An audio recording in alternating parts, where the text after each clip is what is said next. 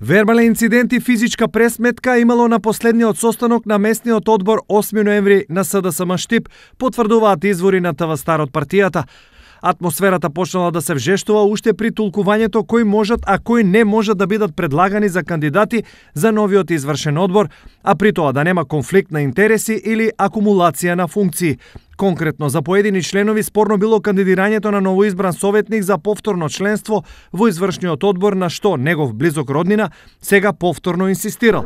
Откако демократското убедување не помогнало, едниот од дискутантите надвор од просторијата бил изнесен седејки на столот, а потоа во ходникот бил брутално тепан. По ова, состанокот бил прекинат, а присутните си заминале. Не е познато дали инцидентот е пријавен во полиција и дали оштетениот правдата ќе ја бара и на суд, но истиот за ТВ Стар го потврдија најмалку тројца присутни. Кога состанокот ќе продолжи е неизвестно, но од она што таму се случувало, згрозени и разочарани, останале многумина од 50-тината присутни.